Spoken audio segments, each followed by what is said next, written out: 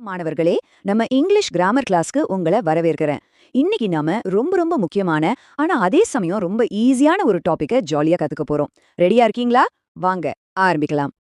English பேசும்போது இந்த confusion நிறைய பேருக்கு வரும் இல்லையா? நான் நடக்கும்போது வாக்னும் அவன் நடக்கும்போது வாக்ஸ்னும் ஏன் சொல்லணும்? இந்த கிளாஸ் முடியும் போது இந்த கேள்விக்கு உங்களுக்கு ஒரு கிறிஸ்டல் கிளியர் பதில் கிடைக்கும். சரி, வாங்க இந்த பசிலை சால்வ் பண்ணலாம். முதல்ல டென்ஸ் அப்படின்னா என்னன்னு புரிஞ்சுக்கலாம். இதை கேட்டு யாரும் பயப்பட வேண்டாம். இது ரொம்ப சிம்பிள். டென்ஸை ஒரு டைம் மெஷின் மாதிரி நினைச்சுக்கோங்க போதும். சுருக்கமா சொல்லணும்னா டென்ஸுங்கிறது ஒரு செயல் எப்போ நடந்ததுன்னு நமக்கு காட்டுற ஒரு டைம் மெஷின் தான். அதாவது ஒரு வேலை நேத்து நடந்ததா, இப்போ நடந்துட்டு இருக்கா, இல்ல நாளைக்கு நடக்க போகுதான்னு நாம டென்ஸை வச்சுதான் சரியா சொல்ல முடியும். சரி, இந்த நேரத்தை நாம 3 பெரிய மண்டலங்களா, அதாவது ஜோன்ஸா பிரிக்கலாம். இதை இன்னும் சிம்பிளா புரிஞ்சுக்க ஒரு சின்ன உதாரணத்தை பார்க்கலாம் வாங்க.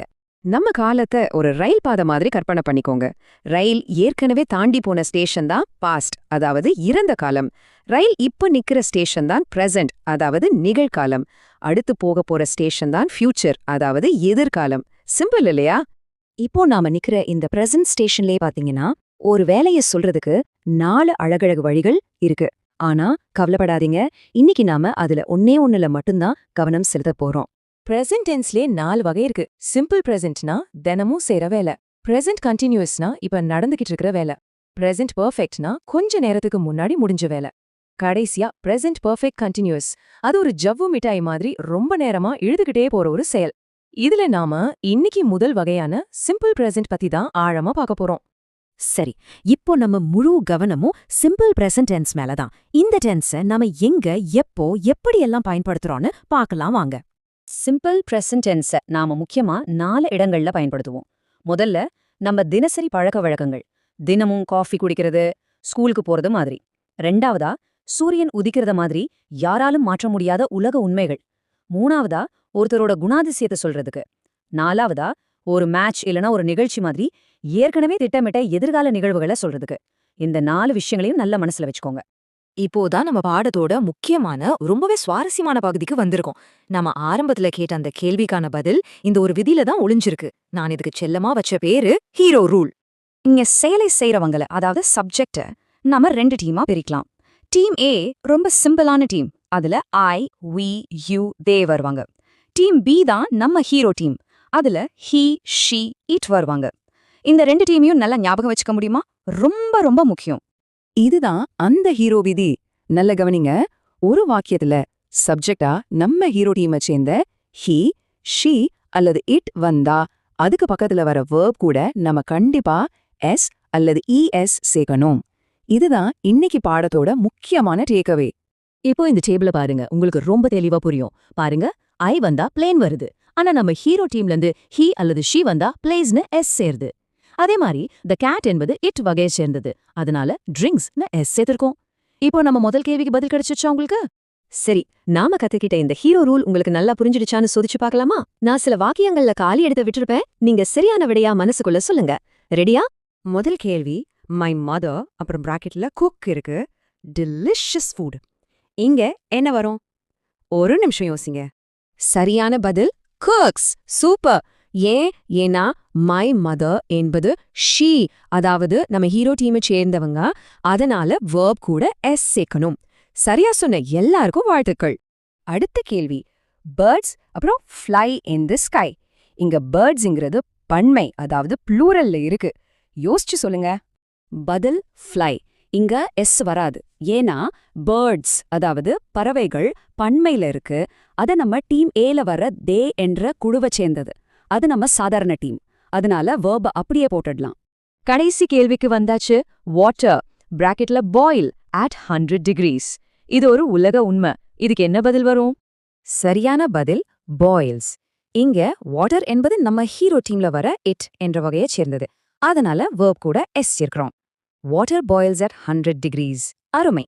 ஆக இந்த ஹீரோ ரூல் உங்களுக்கு நல்லா புரிஞ்சிருக்குன்னு நம்புறேன். ரொம்ப சிம்பிளான விஷயம். சப்ஜெக்ட் ஹி, ஷி அல்லது இட்டா இருந்த மட்டும் வேர்ப் கூட எஸ் சேர்க்கணும். இதை மட்டும் நீங்க ஞாபகம் வச்சுக்கிட்டீங்கன்னா சிம்பிள் பிரசன்ட் டென்ஸ்ல நீங்க இனிமே தப்பே பண்ண மாட்டீங்க. இன்றைய வகுப்பில் கலந்துக்கிட்டு எல்லாருக்கும் ரொம்ப நன்றி. அடுத்த பாடத்துல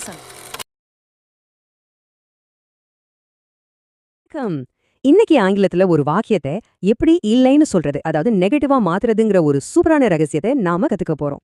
இது ஒரு கணக்கு மாதிரி தான். நாம படிப்படியா இதை தீர்க்க போறோம். ரெடியா? வாங்க ஆரம்பிக்கலாம். சரி மாணவர்களே, நம்மோட முதல் படி என்ன தெரியுமா? ஒரு சின்ன வெர்ப் சர்ஜரி. ஆமா, நீங்க கேக்குறது சரிதான். ஒவ்வொரு ஆங்கில வினைச்சொல்லுக்குள்ளேயும் ஒரு உதவியாளர் ஒளிஞ்சிட்டு இருக்காரு. அவரை நாம இப்போ வெளியே கொண்டு வர போறோம். இப்போ இந்த படத்தை நல்லா பாருங்க. இதுதான் நம்மளோட பிரித்தல் ஃபார்முலா. இப்போ குக்னு ஒரு வினைச்சொல் இருக்குன்னா அதுக்குள்ள டூ ஒளிஞ்சிருக்குன்னு அர்த்தம். டூவும் குக்கும் சேர்ந்தா அது குக். அதே மாதிரி குக்ஸ் அப்படின்னு எஸ் சேர்ந்து வந்தா அதுக்குள்ள டஸ் ஒளிஞ்சிருக்கு. டஸ்ஸும் குக்கும் சேர்ந்தா அது குக்ஸ். இதுதான் நம்ம கணக்கோட முக்கியமான முதல் படி. புரிஞ்சுதா? அப்போ இந்த மறைக்கப்பட்ட உதவியாளர்கள் யாரு? இவங்க தான் நம்மளோட ஸ்பெஷல் ஏஜென்ட்ஸ், டூ மற்றும் டஸ். ஒரு வாக்கியத்தை நெகட்டிவா மாத்தணும் இல்லைனா கேள்வியா கேட்கணும்னா மட்டும்தான் இவங்க வெளியே வருவாங்க. மத்த நேரத்துல அமைதியா அந்த வினைச்சொல்லுக்குள்ளேயே இருப்பாங்க. சரி, நம்ம கணக்கோட முதல் வீதிக்கு போகலாம். இது ரொம்பவே ஈஸியான பகுதி. பாதி கணக்கு இத புரிஞ்சுக்கிட்டாலே முடிஞ்ச மாதிரி தான். இப்ப பாருங்க, ஒரு வாக்கியத்துல சப்ஜெக்ட் அதாவது எழுவாய் வந்து ஐ, வி, யூ அல்லது தேயா இருந்துச்சுன்னா அவங்களுக்குள்ளேயே ஒழிஞ்சிட்டு இருக்கிற உதவியாளர் டூ தான். உதாரணத்துக்கு ஐ குக் வெல்ங்கிற வாக்கியத்தை எடுத்துக்குவோம். இதுல இருக்கிற குக்குக்குள்ள இருந்து டூவை வெளியெடுத்து கூட நாட் சேர்த்தோம்னா அது ஐ டு நாட் குக் வெல் அப்படின்னு ஆயிடும். அதை சுருக்கி ஐ டோன்ட் குக் வெல்னு சொல்லலாம். எவ்வளவு சுலபமா இருக்கு பாத்தீங்களா? சரி, நான் சொன்னது உங்களுக்கு சரியா புரிஞ்சுதான் பார்க்கலாமா? They play football. இந்த வாக்கியத்தை நெகட்டிவா மாத்தினா என்ன வரும்? கொஞ்சம் யோசிச்சு சொல்லுங்க பாப்போம். உங்களுக்கு பதில் தெரியும், முயற்சி பண்ணுங்க. சூப்பர், நீங்க சரியா யோகிச்சிருப்பீங்கன்னு நம்புறேன். இப்போ கணக்கோட அடுத்த படிக்கு வந்திருக்கோம். இது கொஞ்சம் கவனிக்க வேண்டிய பகுதி. அதாவது ஹி, ஷி, இட் போன்ற சப்ஜெக்டுகள் வந்தா என்ன செய்யணும்னு பார்க்க போறோம். இதுவும் ஈஸி தான், ஆனா ஒரு சின்ன ட்ரிக் இருக்கு. இந்த தந்திரத்துக்கு ஒரு பேர் இருக்கு, அதுதான் சீட்டாவின் விதி. இத நல்லா ஞாபகம் வச்சுக்கோங்க. எப்போ டஸ்ங்கிற உதவியாளர் வாக்கியத்துக்குள்ள வர்றாரோ அப்போ வினைச்சொல் கூட ஒட்டிக்கிட்டு இருக்கிற எஸ் பயந்து ஓடிடும். உதாரணத்துக்கு கோஸ்னு இருக்குன்னா அதுல இருந்து டஸ் வெளியே வந்ததும் அந்த இஎஸ் ஓடி போய் வெறும் கோ மட்டும்தான் மீதி இருக்கும். இங்க பாருங்க, இதுதான் நிறைய பேர் செய்யற ஒரு பொதுவான தப்பு. டஸ் வந்த பிறகு வினைச்சொல்லுல மறுபடியும் எஸ் சேர்க்கவே கூடாது. ஷீ டசன்ட் ஈட்ஸ்னு சொன்னா அது தப்பு. ஷீ டசன்ட் ஈட் அப்படிங்கிறது தான் சரி. இது ரொம்ப ரொம்ப முக்கியமான பாயிண்ட். உங்க நோட்ல குறிச்சு வச்சுக்கோங்க. சரி, இந்த விதி உங்களுக்கு புரிஞ்சுதான்னு ஒரு சின்ன டெஸ்ட் வச்சிடலாமா? He works in a bank. இந்த வாக்கியத்தை எப்படி சரியா நெகட்டிவா மாட்டுவீங்க? அந்த சீட்டாவின் விதியை யூஸ் பண்ணுங்க. கண்டிப்பா உங்களுக்கு முடியும். அருமை. நாம இப்போ தனித்தனியா பார்த்த எல்லா படிகளையும் ஒன்னா சேர்த்து ஒரு தடவை ரிவைஸ் பண்ணிடலாம். அப்போ உங்களுக்கு முழு ஐடியாவும் தெளிவா கிடைச்சிடும். இந்த அட்டவணைய பாருங்க. இதுதான் நம்ம கணக்கோட முழுமையான ஃபார்முலா. சப்ஜெக்ட் மாறும்போது எப்படி உதவியாளர் அதாவது ஹெல்பர் மாறுதுன்னு தெளிவா தெரியுதா? ஐ, யூ, வி, தே வந்தா டூ வருது. ஹி, ஷி, இட் வந்தா டஸ் வருது. இந்த பேட்டர்னை புரிஞ்சுக்கிட்டீங்கன்னா போதும், கணக்கு முடிஞ்சது. மொத்தத்துல நீங்க ஞாபகம் வச்சுக்க வேண்டியது ரெண்டு விஷயம்தான். முதல் விஷயம், வினைச்சொல்லுல எஸ் இருந்தா கண்ணை மூடிட்டு டசன் பயன்படுத்தணும். ரெண்டாவது விஷயம், டசன் பயன்படுத்தினதுக்கு அப்புறம் வினைச்சொல்லுல இருக்கிற எஸ் எடுத்துடணும். அவ்வளவுதான் சூத்திரம். இப்போ உங்களுக்கு இந்த முழு கணக்குமே நல்லா தெரியும்னு நினைக்கிறேன். அதனால உங்க திறமைய நீங்களே சோதிச்சு பார்க்கறதுக்கு இது ஒரு சின்ன சவால். இங்க பாருங்க, 5 வாக்கியங்கள் இருக்கு. இது உங்களுக்கான ஒரு சின்ன ஹோம்வொர்க் மாதிரி. இந்த இடத்துல வீடியோவை பாஸ் பண்ணிட்டு இதை எல்லாத்தையும் நெகட்டிவா மாத்தி எழுதி பாருங்க. அப்போதான் இந்த கான்செப்ட் உங்க மனசுல நல்லா பதியும். இப்போ இந்த பிரித்தல் ஃபார்முலா கணக்கு உங்களுக்கு அத்துப்படியாயிருக்கும்னு நம்புறேன். இந்த ரகசியம் இப்போ உங்க கையில. இனிமேல் ஆங்கிலத்துல ஒரு விஷயத்தை இல்லைன்னு சொல்றது உங்களுக்கு ஒரு பெரிய விஷயமாவே இருக்காது. நம்பிக்கையோட முயற்சி பண்ணுங்க. இங்கிலீஷ்ல கேள்வி கேட்கணும், ஆனா எப்படி ஆரம்பிக்கிறதுன்னு தெரியாம தயக்கமா இருக்கா? குறிப்பா இந்த ஆம், இல்லை என்று பதில் வர்ற கேள்விகள். கவலையே படாதீங்க. இன்னைக்கு அதை எப்படி ரொம்ப ரொம்ப சுலபமா கேட்கறதுன்னு பார்க்க போறோம். வாங்க, நேரத்தை வீணாக்காம டக்குன்னு ஆரம்பிச்சிடலாம். சரி, முதல்ல இந்த வாக்கியத்தை பாருங்க. தே ட்ரிங்க் காஃபி. இது ஒரு கேள்வியா மாத்தணும்னா என்ன பண்ணுவீங்க? யோசிச்சு பாருங்க. இதுக்கு ஒரு சின்ன சீக்ரெட் இருக்கு. அதை வச்சே இது ஒரு நொடியில கேள்வியா மாத்திரலாம். அது என்னன்னு பார்க்கலாமா? இதுதான் அந்த சீக்ரெட். நம்ம கிட்ட ரெண்டு சீக்ரெட் ஹெல்பர்ஸ் இருக்காங்க. ஒன்னு டூ, இன்னொன்னு டஸ். இந்த 2 வார்த்தைகளை மட்டும் எங்க எப்படி சரியா பயன்படுத்தணும்னு கத்துக்கிட்டாலே போதும். நீங்க கேள்விகளை அசால்ட்டா கேட்க ஆரம்பிச்சிடலாம். ஓகே, இதை இன்னும் சுலபமா புரிஞ்சுக்க வாங்க இத ஒரு விளையாட்டு மாதிரி பார்க்கலாம். நம்மகிட்ட 2 டீம்ஸ் இருக்கு. ஒரு டீம் எப்பவுமே டூவை தான் பயன்படுத்தும், இன்னொரு டீம் டஸ மட்டும்தான் பயன்படுத்தும். யார் யார் எந்த டீம்னு இப்ப பாத்துரலாம். இங்க பாருங்க, நம்ம 2 டீமையும் பிரிச்சாச்சு. டிஓ டீம்ல யார் யார் இருக்காங்க? ஐ யூ வி தே. டஸ் டீம்ல ஹி ஷி இட். இந்த டீம் பிரிவினர் ரொம்ப ரொம்ப முக்கியம். இத நல்லா மனசுல வச்சுக்கோங்க. இத வச்சுதான் அடுத்த ரூல்ஸே இருக்கு. சரி, முதல்ல நாம ரொம்பவே ஈஸியான டீமை பத்தி பார்க்கலாம். நம்மளோட ஹெல்ப்பர் டூவோட விதி என்னன்னு தெரிஞ்சுக்கலாம் வாங்க. டூ டீம்கான விதி ரொம்ப சிம்பிள். வாக்கியத்தோட ஆரம்பத்துல டோவை சேர்த்தா மட்டும் போதும். வேற எந்த மாற்றமும், அதாவது வேர்ப்ல எந்த மாற்றமும் செய்யவே தேவையில்லை. அது அப்படியே தான் இருக்கும். உதாரணத்துக்கு நம்ம முதல்ல பார்த்தோமே தே ட்ரிங்க் காஃபி, அந்த வாக்கியம். இதுல தே வருது. தே எந்த டீம்? ஆமா, டிஓ டீம். அப்போ நாம என்ன செய்யணும்? சிம்பிளா முன்னாடி ஒரு டூவை சேர்த்தா முடிஞ்சது. டூ தே ட்ரிங்க் காஃபி, அவ்வளவுதான். பாத்தீங்களா எவ்வளவு ஈஸின்னு? இப்போ நாம இந்த பாடத்தோட ரொம்ப ரொம்ப முக்கியமான ஒரு பகுதிக்கு வந்திருக்கோம். நம்மளோட 2வது ஹெல்ப்பர் டஸ்ஸ பத்தி பார்க்க போறோம். இதுல மட்டும் ஒரு சின்ன ட்விஸ்ட் இருக்கு, ஆனா கவலைப்படாதீங்க, அதுவும் ரொம்ப சுவாரஸ்யமா இருக்கும். இந்த சின்ன ட்விஸ்ட ஈஸியா ஞாபகம் வச்சுக்க இதுக்கு நாம ஒரு ஸ்பெஷல் பேர் வைக்க போறோம். அதுதான் சீட்டாவின் விதி. இந்த ஒரு பேரை மட்டும் ஞாபகம் வச்சுக்கிட்டா போதும், நீங்க தப்பே பண்ண மாட்டீங்க. இதுதான் இந்த மந்திரம் மாதிரியான ஒரு விதி. டஸ் வந்தா எஸ் ஓடி போயிடும். நல்லா ஞாபகம் வச்சுக்கோங்க. ஒரு கேள்வியில நீங்க டஸ் அப்படின்ற வார்த்தையை யூஸ் பண்ணிட்டீங்கன்னா அந்த வாக்கியத்துல இருக்கிற வேர்போட கடைசியில வர எஸ் எழுத்தை எடுத்துடணும். அது பயந்து ஓடி போடும்னு நினைச்சுக்கோங்க. வாங்க இத படிப்படியா பார்க்கலாம். ஸ்டெப் 1, நம்ம கிட்ட ஒரு வாக்கியம் இருக்கு. He cooks lunch. இங்க குக்ஸ் அப்படின்ற வேர்ப்ல எஸ் இருக்கு பாருங்க. ஸ்டெப் 2, நாம கேள்வியா மாத்த டஸ் முன்னாடி சேர்க்கிறோம். Does he cooks lunch? ஆனா இது தப்பு. இப்போதான் நம்ம ஸ்டெப் 3 வருது. நாம சீட்டாவின் விதியை பயன்படுத்தணும். டஸ் வந்ததால குக்ஸ்ல இருக்கிற எஸ் ஓடி போயிடுச்சு. அப்போ சரியான கேள்வி என்ன? Does he cook lunch? இதுதான் ரொம்ப முக்கியமான பாயிண்ட். சரி, இந்த மந்திரம் மனசுல நல்லா பதியணும் இல்லையா? அதுக்கு எல்லாரும் என் கூட சேர்ந்து சத்தமா சொல்லுங்க. ரெடியா? 1 2 3. டஸ் வந்தா எஸ் ஓடி போயிடும். சூப்பர். இனிமே இதை நீங்க மறக்கவே மாட்டீங்க. இதுவரைக்கும் நாம கத்துக்கிட்ட எல்லாத்தையும் ஒரே இடத்துல சுருக்கமா பாத்திரலாம் வாங்க. இதுதான் உங்களுக்கான ஒரு ஆஹா தருணம். இந்த ஒரு டேபிள் உங்களுக்கு எல்லாத்தையும் டக்குன்னு ஞாபகப்படுத்தும். இந்த அட்டவணை தான் நம்ம மொத்த பாடத்தோட ஒரு சின்ன சுருக்கம். பாருங்க, ஐ யூ வி தே வந்தா கேள்விய டூ வச்சு ஆரம்பிக்கணும். வேர்ப்ல எந்த மாற்றமும் இல்ல. உதாரணம், டு யூ பிளே? அதே மாதிரி ஹி ஷி இட் வந்தா கேள்விய டஸ் வச்சு ஆரம்பிக்கணும். ஆனா ரொம்ப முக்கியமா வேர்ப்ல இருக்கிற எஸ் எடுத்துடணும். உதாரணம், டஸ் ஹி பிளே? இந்த டேபிள ஒரு ஸ்கிரீன்ஷாட் கூட எடுத்து வச்சுக்கோங்க. உங்களுக்கு எப்பவும் இது யூஸ் ஆகும். இப்போ மாணவர்கள் அடிக்கடி செய்யற ஒரு பொதுவான தப்ப எப்படி தவிர்க்கிறதுன்னு சில ப்ரூ டிப்ஸ் பார்க்கலாம். இந்த எஸ் வலையில நாம சிக்காம இருக்க இது கண்டிப்பா உதவும். நிறைய பேர் செய்யற தப்பு என்னன்னா, டஸ் ஹி பிளேஸ் அப்படின்னு கேட்டுருவாங்க. அது தப்பு. சரியான கேள்வி டஸ் ஹி பிளே. ஏன் தெரியுமா? ஏன்னா டஸ் அப்படின்ற ஹெல்பர் வார்த்தையிலேயே ஒரு எஸ் இருக்கு. அதனால வேர்புக்கு தனியா இன்னொரு எஸ் தேவையில்லை. அப்புறம் இன்னொரு சின்ன டிப், நீங்க இங்கிலீஷ்ல கேள்வி கேட்கும்போது உங்க குரல் கடைசியில கொஞ்சம் உயரணும். டு யூ பிளே அப்படின்னு ஒரு ஏற்றத்தோட கேட்கணும். சரி, இப்ப நீங்க கத்துக்கிட்டதெல்லாம் பிராக்டிஸ் பண்ணி பார்க்க வேண்டிய நேரம் வந்தாச்சு. உங்களுக்கான சேலஞ்ச் டைம் இது. நான் சில வாக்கியங்கள் கொடுப்பேன், நீங்க அத கேள்வியா மாத்தணும். ரெடியா இருக்கீங்களா? உங்க சேலஞ்ச், யூ லைக் சாக்லேட். இத எப்படி கேள்வியா மாத்துவீங்க? யோசிங்க. கண்டுபிடிச்சிட்டீங்களா? பதில், டு யூ லைக் சாக்லேட்? சரியா சொன்ன எல்லாருக்கும் வாழ்த்துக்கள். ஏன்னா யூ வந்ததால சிம்பிளா டூ போட்டோம். அடுத்தது, ஷீ ஸ்பீக்ஸ் தமிழ். இங்க ஷீ இருக்கு. அப்போ இது டஸ் டீம். நம்ம சீட்டாவின் விதி ஞாபகம் இருக்கா? பதில் என்ன? Does she speak Tamil. ஸ்பீக்ஸ்ல இருந்த எஸ் ஓடி போயிடுச்சு பாத்தீங்களா? கரெக்ட். உங்க 3வது கேள்வி, தே லிவ் இன் மதுரை. இது ரொம்ப சுலபம். பதில் என்னவா இருக்கும்? Do they live in Madurai? அருமை, சரியா சொல்லிட்டீங்க. கடைசி கேள்வி, இதுல கொஞ்சம் யோசிக்கணும். The dog barks at night. இங்க த டாக் அப்படிங்கிறது எதை குறிக்குது? இட்டு மாதிரி தானே? அப்போ பதில், டஸ் த டாக் பார்க் அட் நைட். இத சரியா கண்டுபிடிச்சிட்டீங்கன்னா நீங்க இந்த பாடத்தை முழுசா புரிஞ்சுக்கிட்டீங்கன்னு அர்த்தம். சூப்பர். இப்போ உங்களுக்கு டூ மற்றும் டஸ் பயன்படுத்தி எஸ் நோ கேள்விகள் கேட்கறதுன்னு தெளிவா புரிஞ்சிருக்கும்னு நம்புறேன். இனிமே நீங்க தயங்காம நம்பிக்கையோட யார்கிட்ட வேணும்னாலும் இங்கிலீஷ்ல கேள்விகள் கேட்கலாம். நிறைய பயிற்சி பண்ண மறக்காதீங்க. இதே மாதிரி இன்னொரு சுலபமான விளக்கத்தோட உங்களை சீக்கிரமே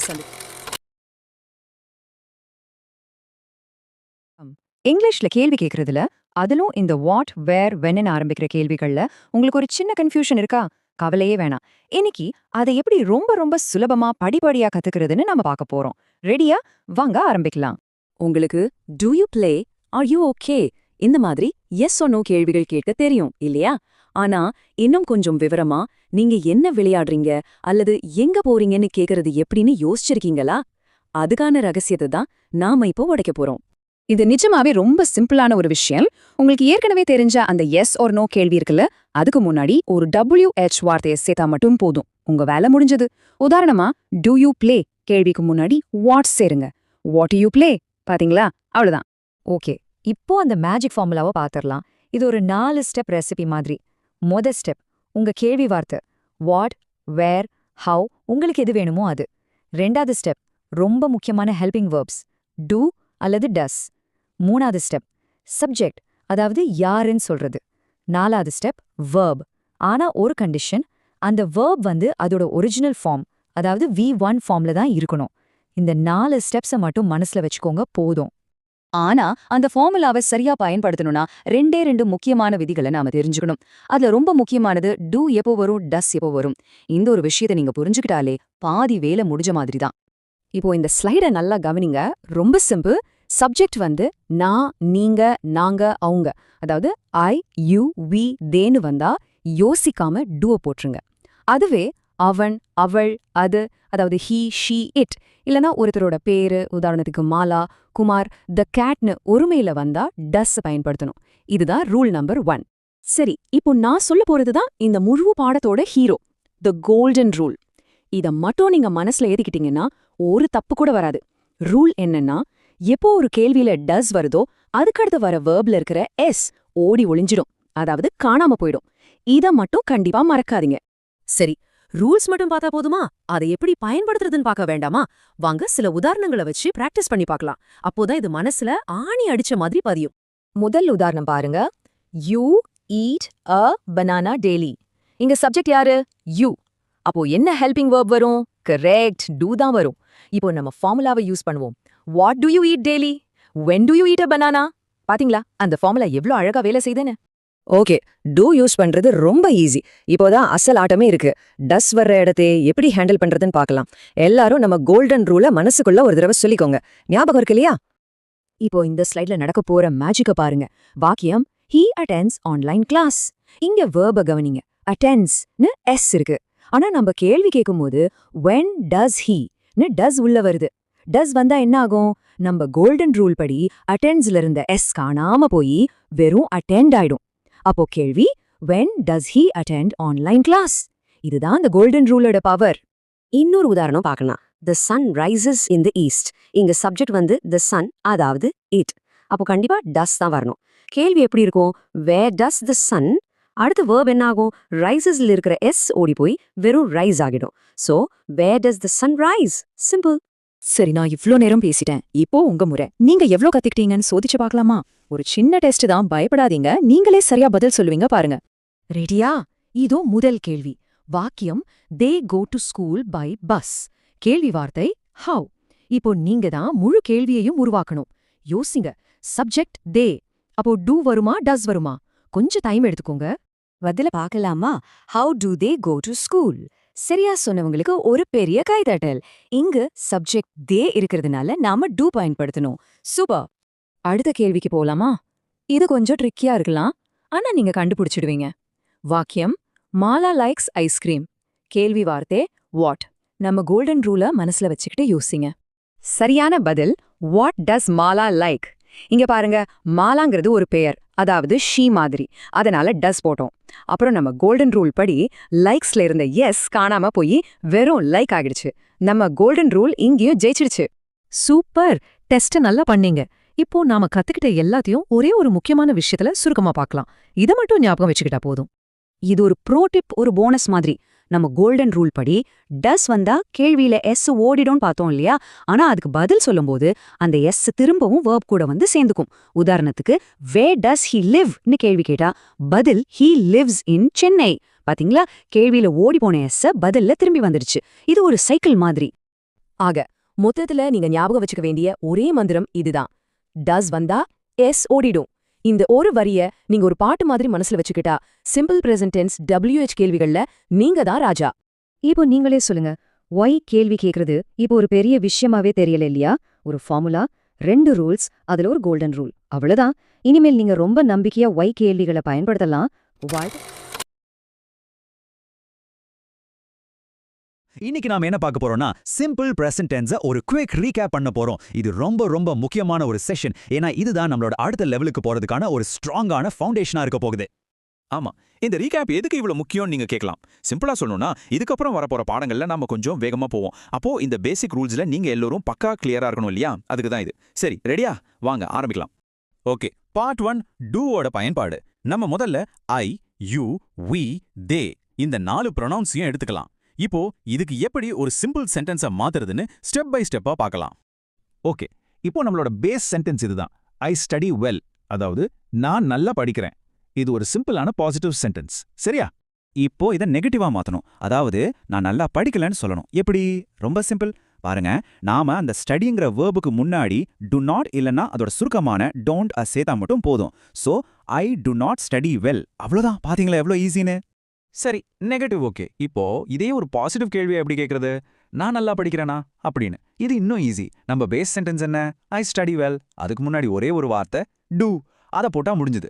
to I study well? Simple. அதே லாஜிக் தான் இங்கேயும். இப்போ நெகட்டிவ் கேள்வி கேட்கணும். நான் நல்லா படிக்கலையா அப்படின்னு. நம்ம பாசிட்டிவ் கேள்வி என்ன? To I study well? அந்த டூ பக்கத்துல ஒரு நாட் சேருங்க.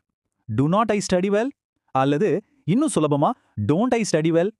பாருங்க, ஒரே பேட்டர்ன் தான் ஃபாலோ ஆகுது. வை, வாட், வென் மாதிரியான கேள்விகளுக்கு ஒரு ஜாலியான உதாரணம் கொடுத்துருக்காங்க பாருங்க. Why do I study? நான் ஏன் படிக்கிறேன் அப்படின்னு நாமளே கேட்டுக்கிற மாதிரி. கிராமர் கொஞ்சம் போர் அடிக்காம இருக்கிறதுக்கு இந்த மாதிரி சின்ன சின்ன ஜோக்ஸ். ஓகே, இப்போ ஐ, யூ, வி, தே முடிச்சிட்டோம். அடுத்தது பார்ட் 2. இது ரொம்ப ரொம்ப முக்கியம். ஏன்னா இது ஒரு ஸ்பெஷல் கேஸ். யாருக்கு? He, she, it. இந்த 3க்கு மட்டும் ஒரு சின்ன ரூல் மாறும். என்னன்னு பார்க்கலாமா? இப்ப நம்மளோட புது base sentence he cooks lunch. அவன் மதிய சாப்பாடு சமைக்கிறான். இதுல ஒரு விஷயத்தை நல்லா கவனிச்சிங்களா? வெர்ப் குக் கூட ஒரு எஸ் சேர்ந்திருக்கு. குக்ஸ். இந்த எஸ் தான் இங்க ஹீரோ.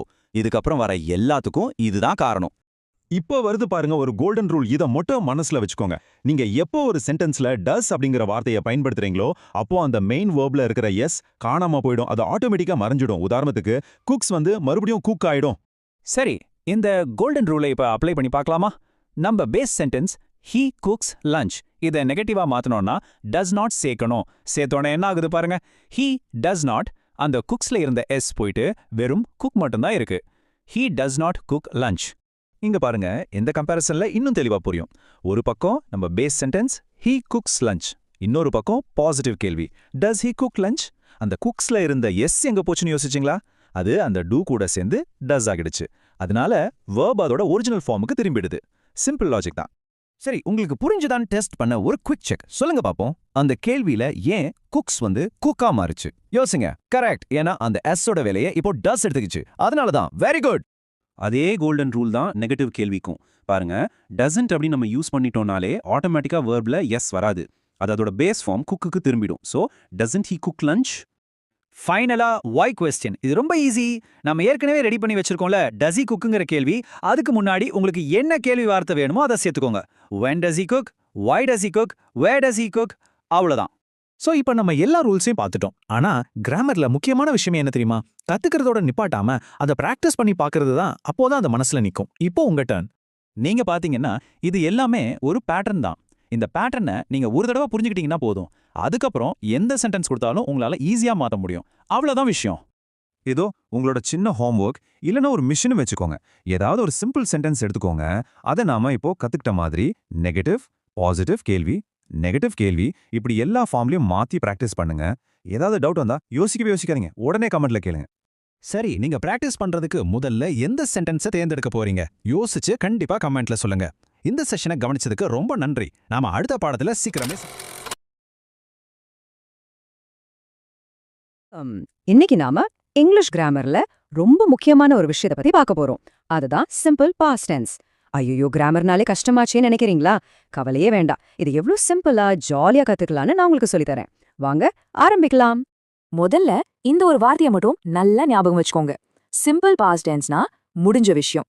ஒரு செயல் ஆரம்பிச்சு கம்ப்ளீட்டா முடிஞ்சிருச்சுன்னா அதுதாங்க சிம்பிள் பாஸ்ட் டென்ஸ். அவ்வளவுதான். ரொம்ப சிம்பிள் இல்லையா?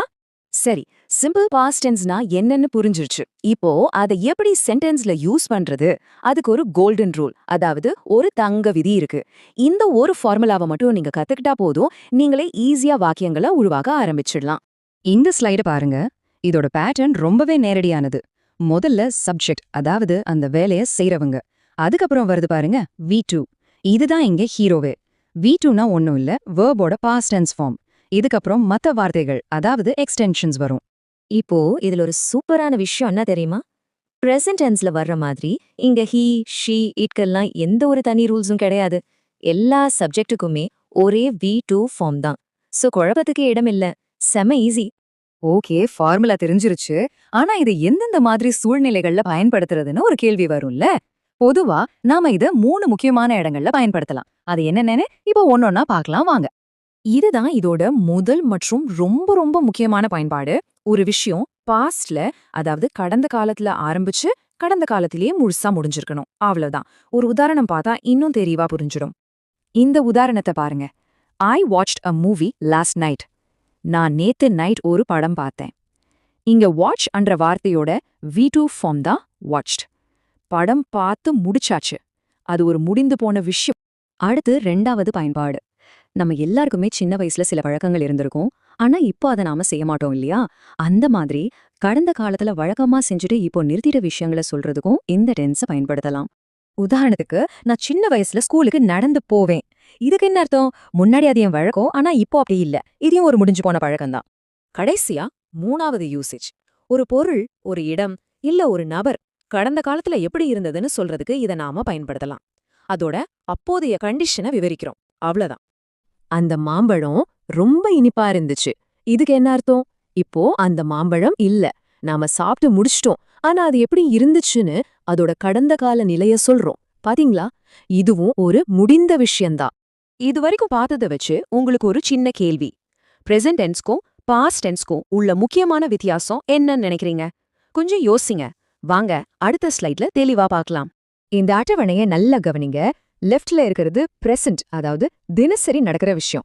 ரைட்ல இருக்கிறது பாஸ்ட், அதாவது முடிஞ்ச விஷயம். இங்க பாருங்க, கோ அப்படிங்கிறது வெண்ட் ஆ மாறுது, ஈட் அப்படிங்கிறது ஏட்டா மாறுது. பாத்தீங்களா? ஒரே ஒரு மாற்றம் தான். V1 ஃபார்ம் V2 ஃபார்மா மாறுது. இதுதாங்க இந்த டென்ஸோட மொத்த ரகசியமே. இப்போ உங்களுக்கு ஒரு சூப்பரான ப்ரோடப்.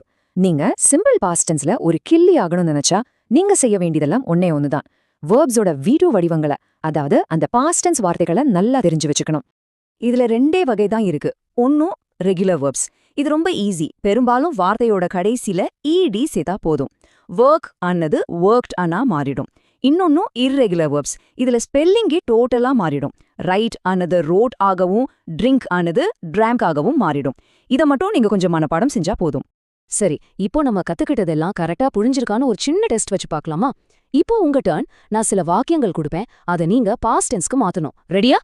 இந்த வாக்கியங்களை பாருங்க. பிராக்கெட்ல இருக்கிற வார்த்தையோட சரியான V2 வடிவத்தை யோசிச்சு அந்த காலி இடத்தை நிரப்ப முயற்சி பண்ணுங்க. தப்போ சரியோ கவலைப்படாதீங்க. ஜஸ்ட் ட்ரை பண்ணுங்க. நான் உங்களுக்கு கொஞ்சம் டைம் தரேன். எல்லாரும் யோசிச்சு முடிச்சிட்டீங்களா? நீங்க நினைச்ச பதில் சரியானு செக் பண்ணலாமா? வாங்க பதில்களை பார்க்கலாம். இதோ பதில்கள்.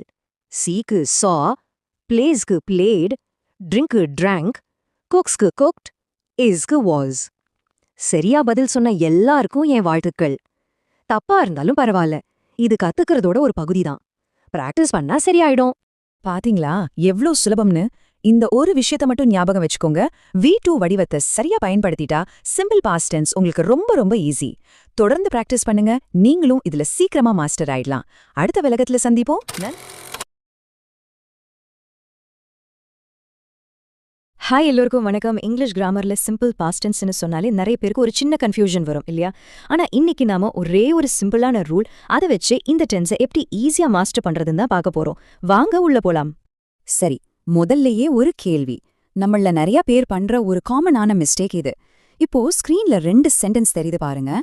He did not wrote the letter, இல்ல He did not write the letter. இதுல எது கரெக்ட்னு நினைக்கிறீங்க? சும்மா ஒரு கெஸ் பண்ணுங்க.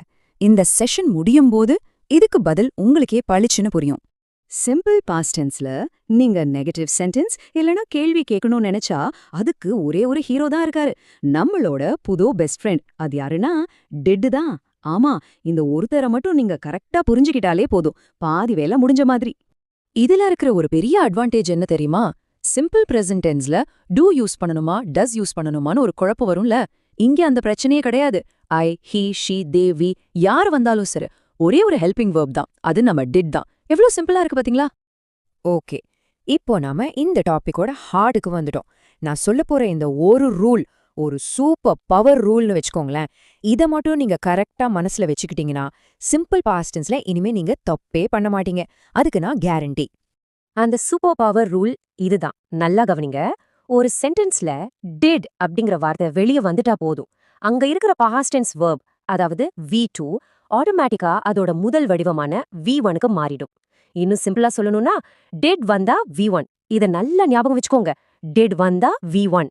இந்த ரூலை இன்னும் ஈஸியா ஞாபகம் வச்சுக்க ஒரு சின்ன ஐடியா சொல்றேன். இப்படி யோசிச்சு பாருங்களேன். ஒவ்வொரு பாஸ்ட் டென்ஸ் வெர்ப்குள்ளேயும், அதாவது ஒவ்வொரு வீடுக்குள்ளேயும் ஒரு டிட் ஒளிஞ்சிட்டு இருக்கு. நம்ம நெகட்டிவாவோ இல்ல கேள்வியாவோ ஒரு வாக்கியத்தை மாத்தும்போது அந்த ஒளிஞ்சிட்டு இருக்கிற டிட் தான் வெளியே குடிச்சு வருது. உதாரணத்துக்கு பெயிண்டட் அப்படிங்கிற V2 வெர்பை எடுத்துக்கலாம். அதுக்குள்ள என்ன இருக்குன்னு பிரிச்சு பார்த்தா டிட் பிளஸ் பெயிண்ட்னு இருக்கும். அந்த பெயிண்ட் தான் V1. அதே மாதிரி தான் ரோட் V2. அதை பிரிச்சா டிட் பிளஸ் ரைட் V1. இப்போ உங்களுக்கு அந்த கான்செப்ட் புரியுதா? அந்த V2க்குள்ள ஒளிஞ்சிருக்கிற டிட் வெளியில வரும்போது அது அதோட V1 ஃபார்மை மட்டும் விட்டுட்டு வருது. சூப்பர்.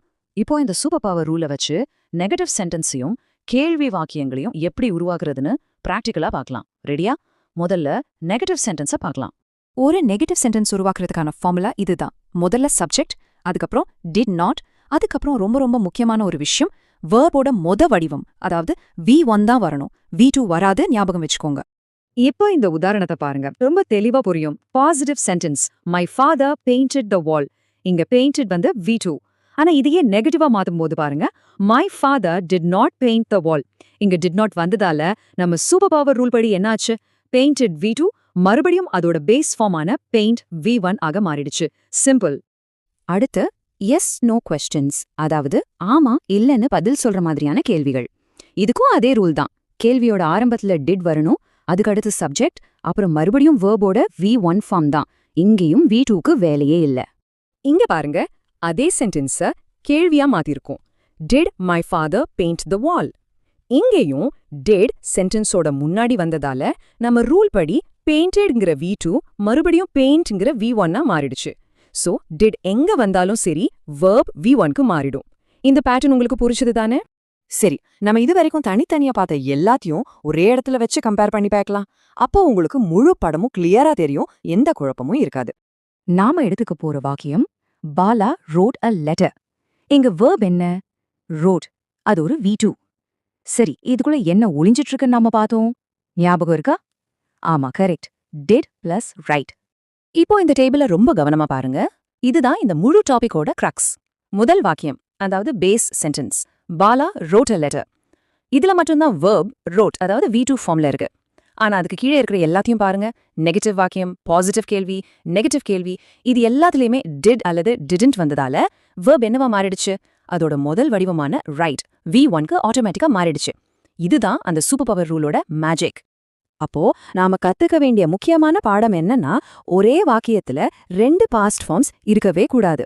டிட் அதுவே ஒரு பாஸ்ட் ஃபார்ம் தான். அதனால டிட் பாலா ரோட் அப்படின்னு கேட்டா அது 100% தப்பு. டிட் வந்தா அதுக்கப்புறம் வர்ற வேர்ப் கண்டிப்பா V1ல தான் இருக்கணும். இதுல எந்த மாற்றமும் இல்ல. சூப்பர்.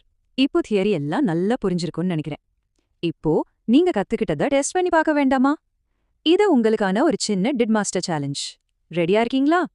நான் இப்போ உங்களுக்கு சில பாசிட்டிவ் சென்டென்ஸுகளை கொடுப்பேன். நீங்க செய்ய வேண்டியதெல்லாம் ஒன்னே ஒண்ணுதான். நம்ம சூப்பர் பவர் ரூலை பயன்படுத்தி அந்த வாக்கியங்களை நெகட்டிவ் சென்டென்ஸாவும் கேள்வி வாக்கியமாவும் மாத்தணும். ட்ரை பண்ணலாமா? ஓகே, இதோ உங்களுக்கான வாக்கியங்கள். ஐ drank coffee. She played tennis. அப்புறம் they went to the park. இப்போ இந்த வீடியோவை ஒரு நிமிஷம் பாஸ் பண்ணிட்டு இந்த 3 வாக்கியத்துக்கும் நெகட்டிவ் மற்றும் கேள்வி ஃபார்ம்ஸா எழுதி பாருங்க, பார்க்கலாம். சோ இந்த முழு விளக்கத்தோட ஒரே ஒரு முக்கியமான டேக்கவே இதுதான். இத மட்டும் நீங்க எப்பவும் மறக்கவே கூடாது. டிட் வந்தா V1. அவ்வளவுதான். இந்த ஒரு மந்திரத்தை மட்டும் நீங்க கரெக்டா ஃபாலோ பண்ண ஆரம்பிச்சிட்டீங்கன்னா சிம்பிள் பாஸ்ட் டென்ஸ்ல கேள்வி கேட்கறதோ நெகட்டிவா பேசுறதோ உங்களுக்கு இனிமே ஒரு பெரிய விஷயமாவே இருக்காது. All the best. வணக்கம், எல்லாரும் எப்படி இருக்கீங்க? இன்னைக்கு நாம ஒரு செம்ம இன்ட்ரெஸ்டிங்கான டாபிக் பார்க்க போறோம். போன கிளாஸ்ல ஆம் இல்லன்னு பதில் சொல்ற மாதிரி கேள்வி கேட்க கத்துக்கிட்டோம் இல்லையா? இப்போ அதோட அடுத்த ஸ்டெப். இன்னும் விபரமா டீட்டெயிலா பதில் வாங்குறதுக்கு WH கேள்விகளை எப்படி கேட்கலான்னு ஸ்டெப் பை ஸ்டெப்பா பாத்திரலாம் வாங்க. சரி, எப்பவும் போல நாம ஏற்கனவே கத்துக்கிட்ட ஒரு விஷயத்துல இருந்து தான் ஸ்டார்ட் பண்ண போறோம். அப்போதான் அடா இது இவ்ளோ ஈஸியா அப்படின்னு உங்களுக்கே தோணும். ரெடியா? போன கிளாஸ்ல நாம டிட் ஹி ஈட், அதாவது அவன் சாப்பிட்டானா அப்படின்னு கேட்க கத்துக்கிட்டோம். ஞாபகம் இருக்குல்ல? இதுக்கு பதில் என்னவா இருக்கும்? ஒன்னு எஸ் ஹி டிட், இல்லனா நோ ஹி டிடன்ட். அந்தே முடிஞ்சது. ரொம்ப சிம்பிள். ஆனா ஒரு நிமிஷம் யோசிச்சு பாருங்க, நமக்கு வெறும் ஆமா இல்லன்னு பதில் கிடைச்சா போதுமா? கண்டிப்பா இல்ல. அவன் என்ன சாப்பிட்டான், எங்க சாப்பிட்டான், ஏன் சாப்பிட்டான் அப்படின்னு டீட்டெயிலா தெரிஞ்சுக்க வேண்டாமா? அதுக்கு தான் இந்த WH கேள்விகள் நமக்கு ஹீரோ மாதிரி ஹெல்ப் பண்ண போகுது. வாங்க அது எப்படின்னு பார்க்கலாம். இப்போ நீங்க நினைக்கலாம், ஐயோ இதுக்குன்னு புதுசா ஒரு ஃபார்முலா எல்லாம் படிக்கணுமா அப்படின்னு. கொஞ்சம் கூட கவலைப்படாதீங்க. ரொம்ப ரொம்ப சிம்பிளான ஒரு மேஜிக் ஃபார்முலா இருக்கு. இதை மட்டும் நீங்க புரிஞ்சுக்கிட்டீங்கன்னா நீங்க தான் இனி YH கொஸ்டின் கேக்குறதுல மாஸ்டர். சத்தியமா. இந்த ஃபார்முலாவை நல்லா பாருங்க. ரொம்ப சிம்பிள். போன கிளாஸ்ல நம்ம படிச்சோமே, did plus subject plus verb. அந்த ஃபார்முலா ஞாபகம் இருக்கா? அதேதான். ஜஸ்ட் அதுக்கு முன்னாடி உங்களுக்கு என்ன கேள்வி வேணுமோ அந்த WH வார்த்தைய, அதாவது வாட், வேர், வை, வென் சேர்த்தா மட்டும் போதும். பாத்தீங்களா? நீங்க ஆல்ரெடி இதுல பாதி கத்துக்கிட்டாச்சு. ஓகே, இந்த ஃபார்முலாவை யூஸ் பண்ணும்போது ஒரே ஒரு ரூல், ரொம்ப ரொம்ப முக்கியமான ஒரு ரூல் இருக்கு. அதை மட்டும் நீங்க மறக்கவே கூடாது. இதை நீங்க கரெக்டா ஃபாலோ பண்ணீங்கன்னா ஒரு தப்பு கூட வராது. அதுக்கு நான் செல்லமா வச்ச பேர் தான் டைம் டிராவல் ரூல். அது என்னப்பா டைம் டிராவல் ரூல்? ரொம்ப ஈஸி. ஒரு கேள்வியில டிட் அப்படிங்கிற வார்த்தை உள்ள வந்துருச்சுன்னா அது ஒரு டைம் மிஷின் மாதிரி. அது என்ன பண்ணும் தெரியுமா? அந்த வாக்கியத்துல இருக்கிற வெர்ப், அதாவது வினைச்சொல்ல அதோட பாஸ்ட் ஃபார்ம் V2ல இருந்து புடிச்சு அதோட ஒரிஜினல் ஃபார்ம் V1க்கு இழுத்துட்டு வந்துரும். ஏன்னா டிட் ஏற்கனவே நான் தான் பாஸ்ட் டென்ஸ்னு சத்தமா சொல்லிருச்சு. அதனால வெர்ப் மறுபடியும் பாஸ்ட் டென்ஸ்ல இருக்க தேவையில்லை. சிம்பிள். புரிஞ்சுதா? இப்போ இந்த உதாரணத்தை நல்லா பாருங்க. எது கரெக்ட் எது தப்புன்னு நீங்களே சொல்லுங்க பாப்போம். Why did Bala wrote a letter? இதுல என்ன தப்பு இருக்கு? கண்டுபிடிச்சிட்டீங்களா? சூப்பர். Did அப்படிங்கிற டைம் மெஷின் வந்துட்டதால wrote, அதாவது V2 என்னவா மாறணும்? ஆமா, ரைட், அதாவது V1ஆ மாறணும். அப்போ why did Bala write a letter? இதுதான் 100க்கு 100 கரெக்ட். சரி, தியரி எல்லாம் போதும். இப்ப நாம பிராக்டிக்கலா சில உதாரணங்களை வச்சு பிராக்டிஸ் பண்ணி பார்க்கலாமா? வாங்க நாம ஒன்னா சேர்ந்து ட்ரை பண்ணலாம். அப்பதான் இது எவ்ளோ ஈஸின்னு உங்களுக்கே புரியும். ஓகே, இப்போ நம்ம கிட்ட ஒரு பதில் இருக்குன்னு வச்சுக்கலாம். He ate a banana. இதுல இருந்து என்னென்ன கேள்விகள் கேட்கலான்னு பாருங்க. அவன் என்ன சாப்பிட்டான்னு கேட்கணும். அப்போ நம்ம ஃபார்முலா படி முதல்ல வாட், அப்புறம் டிட், அப்புறம் he. இப்போ verb ate வருமா இல்ல eat வருமா? சொல்லுங்க பாப்போம். கரெக்ட், eat தான் வரணும். அப்போ கேள்வி what did he eat? இதே மாதிரி அவ எப்போ சாப்பிட்டான்னு கேட்க when did he eat banana? பாத்தீங்களா? எல்லா கேள்வியிலயும் ஒரு விஷயம் மட்டும் காமனா இருக்கு. என்னது? அந்த ate V2 eat V1 ஆக டைம் டிராவல் செஞ்சதுதான். இன்னும் ஒரு 2 உதாரணம் பார்த்தா இன்னும் கிளியர் ஆயிரும். Bala wrote a letter. இதுக்கு why வச்சு கேள்வி கேட்டா என்ன வரும்? Why did Bala wrote? இல்ல, why did Bala write a letter? wroteல இருந்து ரைட்டுக்கு டைம் டிராவல். அடுத்தது பாருங்க, I went to the library. இதுக்கு வேர் வச்சு கேள்வி கேட்டா where did you go yesterday? wentல இருந்து கோக்கு டைம் டிராவல். சிம்பிள் இல்லையா? இப்போ ஒரு முக்கியமான ப்ரூ டிப். நம்மள நிறைய பேர் பேசும்போது சேர ஒரு காமன் மிஸ்டேக் என்னன்னா where you went அப்படின்னு கேக்குறது. நாம நீ எங்க போன அப்படிங்கறத அப்படியே டிரான்ஸ்லேட் பண்றோம். ஆனா இங்கிலீஷ்ல பாஸ்ட் டென்ஸ்ல கேள்வி கேட்கும்போது டிட் இல்லாம கேட்கவே முடியாது. அது தப்பு. எப்பவுமே where did you go அப்படின்னு தான் இருக்கணும். அந்த WH வார்த்தைக்கு பக்கத்துல டிட் வரணுங்கிறத மட்டும் நல்லா ஞாபகம் வச்சுக்கோங்க. ஓகே, இவ்ளோ நேரம் நான் சொல்லி கொடுத்தேன், நீங்க கவனிச்சீங்க. இப்போ உங்க டர்ன். நீங்க எந்த அளவுக்கு கத்துக்கிட்டீங்கன்னு டெஸ்ட் பண்ணி பார்க்கலாமா? பயப்படாதீங்க, ஜஸ்ட் ஒரு சின்ன ஹோம்வொர்க் தான். நீங்க ட்ரை பண்ணா போதும். உங்களுக்கான முதல் கேள்வி, she watched a movie. இதுக்கு வாட் யூஸ் பண்ணி கேள்வி உருவாக்குங்க பாப்போம். நம்ம ஃபார்முலாவையும் அந்த டைம் டிராவல் ரூலையும் மறக்காதீங்க. வாட்ச்ட்ங்கிற வெர்ப் என்னவா மாறும்? யோசிச்சு எழுதுங்க. 2வது கேள்வி, they played cricket in the park. அவங்க எங்க கிரிக்கெட் விளையாடினாங்க? வேர் பயன்படுத்தி சரியான கேள்வியை ஃப்ரேம் பண்ணுங்க. 3வது கேள்வி, Ramu came at 10 AM. Ramu எப்ப வந்தான்னு கேட்கணும். when யூஸ் பண்ணுங்க. இங்க cameங்கிற V2 V1ஆ மாறும்போது என்னவா வரும்னு கொஞ்சம் கவனமா யோசிங்க. கடைசி கேள்வி, I cried because I was sad. நான் ஏன் அழுதேன் அப்படின்னு நீங்க என்கிட்ட கேட்கணும். ஒய் வச்சு கேளுங்க பாப்போம். இந்த 4 கேள்விக்கும் உங்க நோட் புக்ல பதில் எழுதிட்டு அடுத்த ஸ்லைடுக்கு வாங்க. ஓகே, நீங்க எழுதின பதில்களை செக் பண்றதுக்கு முன்னாடி இந்த ஒரு விஷயத்த மட்டும் கடைசியா மனசுல வச்சுக்கோங்க. இதுதான் இன்னைக்கு நாம கத்துக்கிட்ட பாடத்தோட கோல்டன் ரூல். எப்போ எல்லாம் ஒரு கேள்வியில டிட் அப்படிங்கிற அந்த டைம் மெஷின் வருதோ அப்போ எல்லாம் verb அதோட ஒரிஜினல் ஃபார்ம், அதாவது V1க்கு கண்டிப்பா திரும்பி வந்தே ஆகணும். இத மட்டும் நீங்க மறக்காம இருந்தா போதும். உங்களால சிம்பிள் பாஸ்ட் டென்ஸ்ல எந்த WH கேள்வியையும் ரொம்ப சுலபமா ரொம்ப கரெக்டா உருவாக்க முடியும். அடுத்த கிளாஸ்ல பார்க்க. ஹாய் எல்லாருக்கும். இன்னைக்கு நம்ம இங்கிலீஷ் கிராமர்ல ஒரு முக்கியமான விஷயத்த ரொம்ப ரொம்ப சிம்பிளா கத்துக்க போறோம். அதுதான் சிம்பிள் ஃபியூச்சர் டென்ஸ். அதாவது எதிர்காலத்தை எப்படி ரொம்ப கான்ஃபிடென்ட்டா கரெக்டா பேசுறதுன்னு நாம பார்க்க போறோம். உங்களுக்கு ஒரு கேள்வி. இங்கிலீஷ்ல ஃபியூச்சரை பத்தி, அதாவது நாளைக்கு நடக்க போறத பத்தி பேசுறது கஷ்டம்னு நீங்க ஃபீல் பண்ணிருக்கீங்களா? நிறைய பேர் அப்படிதான் நினைக்கிறாங்க. ஆனா அது உண்மையா? வாங்க பார்க்கலாம். பதில் என்னன்னா இல்லவே இல்ல. உண்மையா சொல்லணும்னா இங்கிலீஷ்ல இருக்கிற எல்லா டென்சஸ்லயுமே இதுதான் ரொம்ப ரொம்ப ஈஸி. இந்த செஷன் முடியும் போது நீங்களே அட ஆமான்னு சொல்லுவீங்க. அப்போ சிம்பிள் ஃபியூச்சர் டென்ஸ்னா என்ன? பேர்ல இருக்கிற மாதிரியே ரொம்ப சிம்பிள். இனிமே நடக்க போற ஒரு விஷயத்தை பத்தி பேசுறதுக்கு நம்ம பயன்படுத்துற ஒரு வழிதான் இது. நாளைக்கு ஒரு மீட்டிங் இருக்கலாம், இல்ல அடுத்த மாசம் ஒரு ட்ரிப் போகலாம். இது எல்லாத்தையும் பேசுறதுக்கு இதுதான் யூஸ் ஆகும். இந்த டென்ஸை முழுசா கத்துக்கிறதுக்கு ஒரு சின்ன ரகசியம் இருக்கு. ஒரே ஒரு மேஜிக் வார்த்தை தெரிஞ்சா போதும். அந்த வார்த்தை தான் வில். ஆமா, இந்த ஒரு வார்த்தையை மட்டும் நீங்க சரியா யூஸ் பண்ண கத்துக்கிட்டீங்கன்னா ஃபியூச்சர் டென்ஸ் உங்க கண்ட்ரோல்ல தான். சரி, இதோட ஃபார்முலா என்னன்னு பாப்போமா? ஜஸ்ட் 3 சிம்பிள் ஸ்டெப்ஸ் தான். ஸ்டெப் 1 சப்ஜெக்ட், அதாவது செயலை செய்றவங்க. ஸ்டெப் 2 நம்ம மேஜிக் வார்த்தையான வில். ஸ்டெப் 3 வேர்போட முதல் ஃபார்ம், அதாவது V1. அவ்வளோதாங்க, முடிஞ்சுது. இப்போ இந்த ஸ்லைடை பாருங்க. இதுல ஒரு சூப்பரான விஷயம் இருக்கு. இந்த வில்ங்கிற வார்த்தையை யாரெல்லாம் யூஸ் பண்ணலாம்? பதில் எல்லோரும். ஆமா, I, you, we, they, he, she, it எது வந்தாலும் சரி, எந்த குழப்பமும் இல்லாம வில் தான் யூஸ் பண்ணணும். மத்த டென்ஸ் மாதிரி இதுக்கு தனியா அதுக்கு தனியா ரூல்ஸ் கிடையாது. எவ்வளவு சிம்பிளா இருக்கு இல்லையா? ஓகே, இப்போ நாம கத்துக்கிட்ட அந்த ஒரே ஒரு சிம்பிள் ரூலை வச்சு 4 விதமான வாக்கியங்களை எப்படி அசால்ட்டா உருவாக்கலாம்னு பார்க்கலாம் வாங்க. அதாவது பாசிட்டிவ் வாக்கியம், நெகட்டிவ் வாக்கியம், அப்புறம் 2 விதமான கேள்விகள். இந்த டேபிள்ல பாருங்க, எல்லாமே ரொம்ப தெளிவா புரியும். ஒரு பாசிட்டிவ் வாக்கியம்னா ஐ வில் பிளே. அத நெகட்டிவா மாத்த ஐ won't play. ஒருவேளை கேள்வியா கேட்கணுமா, அந்த வில்ல தூக்கி சப்ஜெக்ட்டுக்கு முன்னாடி போடுங்க.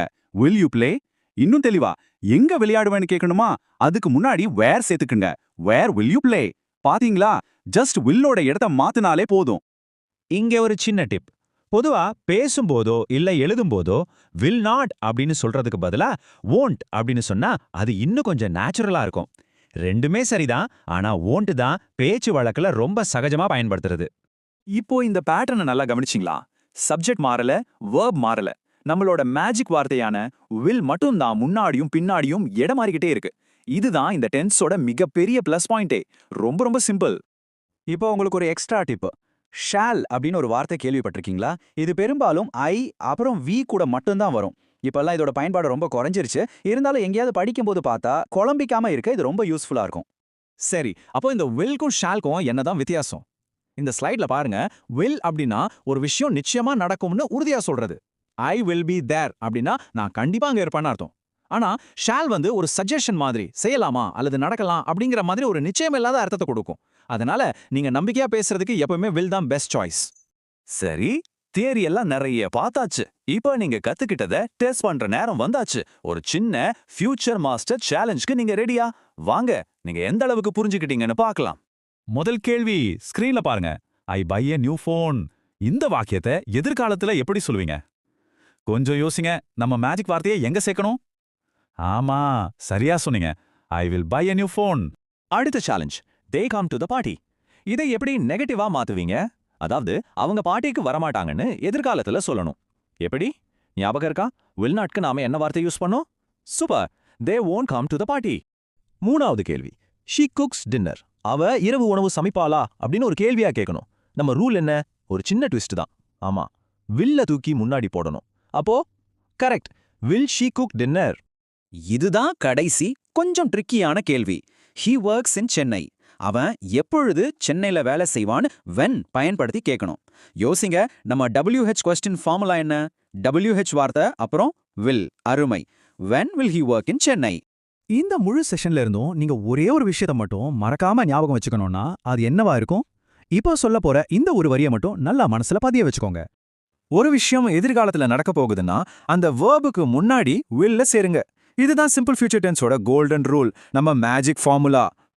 இப்போ உங்களால இங்கிலீஷ்ல எதிர்காலத்தை பத்தி ரொம்ப ரொம்ப நம்பிக்கையா பேச முடியும். இந்த புது திறமையை வச்சு நீங்க முதல்ல என்ன சாதிக்க போறீங்க? உங்க அடுத்த இலக்கு என்ன? யோசிங்க, அதுக்காக வேலை செய்யுங்க.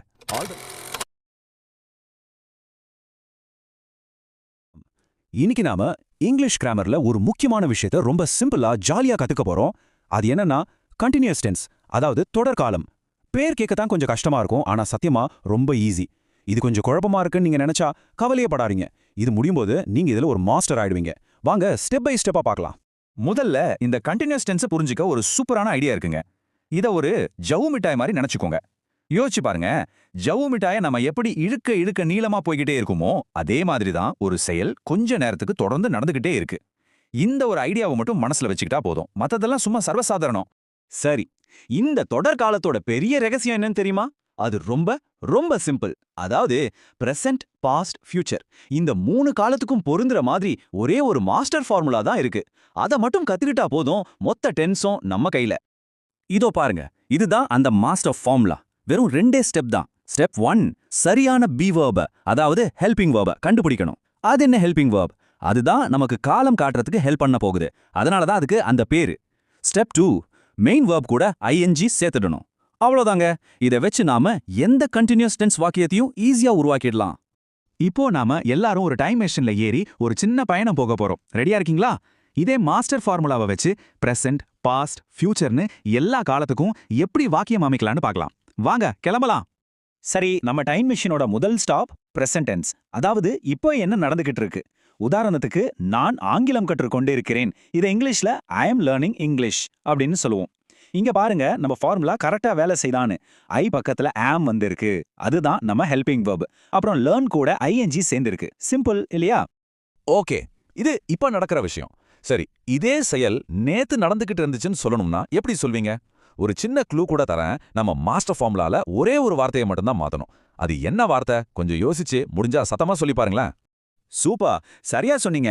I was learning English. நான் ஆங்கிலம் கற்றுக்கொண்டு இருந்தேன். இங்க கவனிச்சிங்களா? அந்த ஆமுக்கு பதிலா வாஸ் மட்டும்தான் மாறி இருக்கு. மத்தபடி அந்த லேர்னிங் அப்படியே தான் இருக்கு. பாத்தீங்களா? நம்ம டைம் மெஷின்ல பாஸ்ட்டுக்கு போகணும்னா அந்த ஹெல்பிங் வெர்பை மட்டும் மாத்துனா போதும்.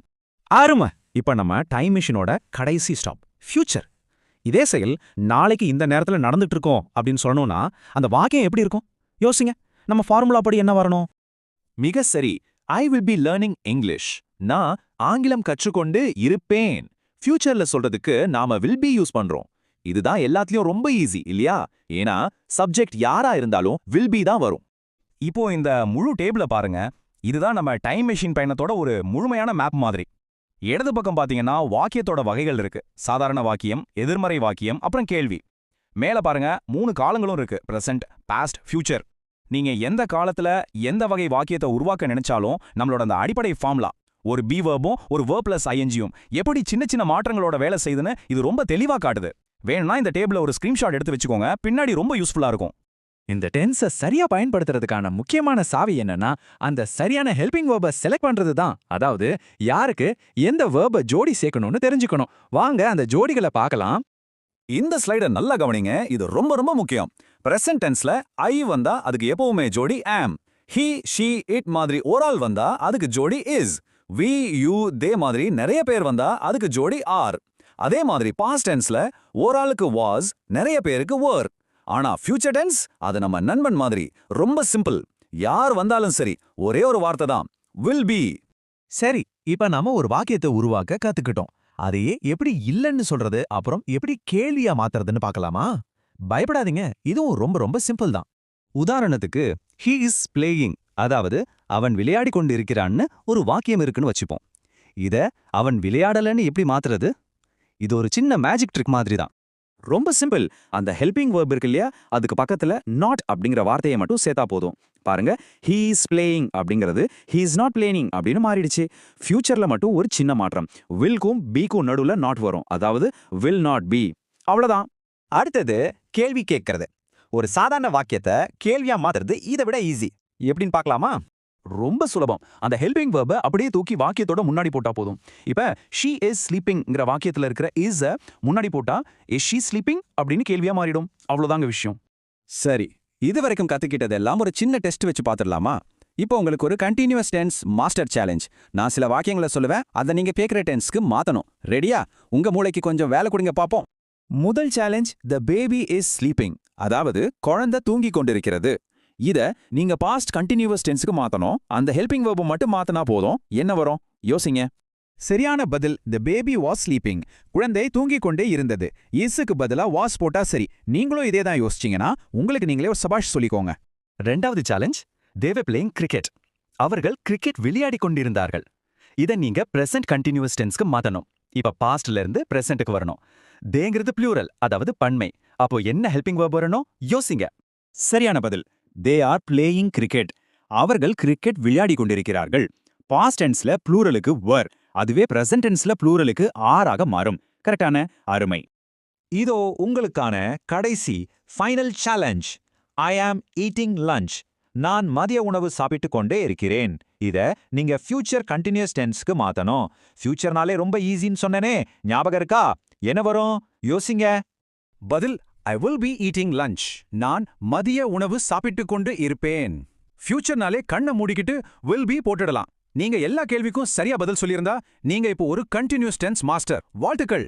இந்த தொடர் காலத்தோட கதை உங்களுக்கு நல்லா புரிஞ்சிருக்கும்னு நம்புறேன். இனிமேல் ஒரு செயல் தொடர்ந்து நடக்கிறத பத்தி பேசணும்னா உங்களுக்கு உடனே அந்த ஜவ்வு மிட்டாய் ஞாபகம் வரணும். அதை வச்சு நீங்க எந்த வாக்கியத்தையும் ரொம்ப சுலபமா உருவாக்கிடலாம். தொடர்ந்து பிராக்டிஸ் பண்ணுங்க. நீங்க இங்கிலீஷ்ல இன்னும் சூப்பரா பேசுவீங்க.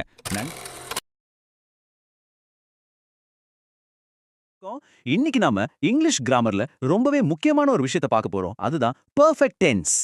சரி, இந்த பெர்ஃபெக்ட் டென்ஸ்னா முதல்ல என்ன? பெர்ஃபெக்ட் அப்படிங்கிற வார்த்தையை கேட்டதும் உங்களுக்கு என்ன தோணுது? இங்க பெர்ஃபெக்ட்னா ஒரு செயல் முழுசா கம்ப்ளீட்டா முடிஞ்சிடுச்சுன்னு அர்த்தம். அவ்வளவுதான். ஓகே, வாங்க இதுக்குள்ள இன்னும் கொஞ்சம் டீப்பா போலாம்.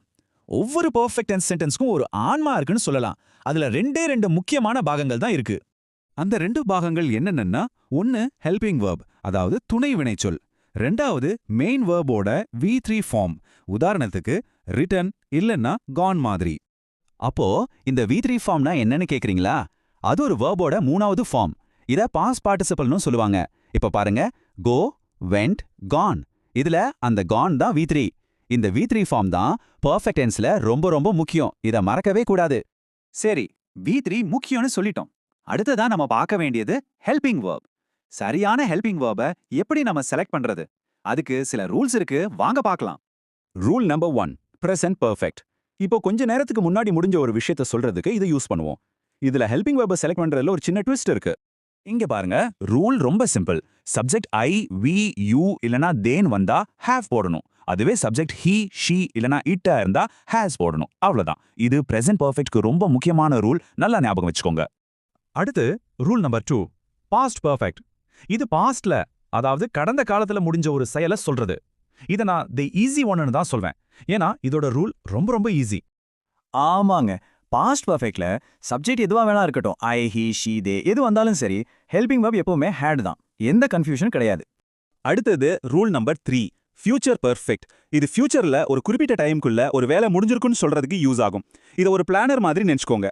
பாஸ்ட் பெர்ஃபெக்ட் மாதிரி ஃபியூச்சர் பெர்ஃபெக்ட்டும் ரொம்ப சிம்பிள். இங்கேயும் சப்ஜெக்ட் எதுவா இருந்தாலும் சரி, ஹெல்பிங் வெர்ப் எப்பவும் வில் ஹேவ் தான் வரும். அவ்வளவுதாங்க. ஓகே, இப்போ ரூல்ஸ் எல்லாத்தையும் பார்த்துட்டோம்.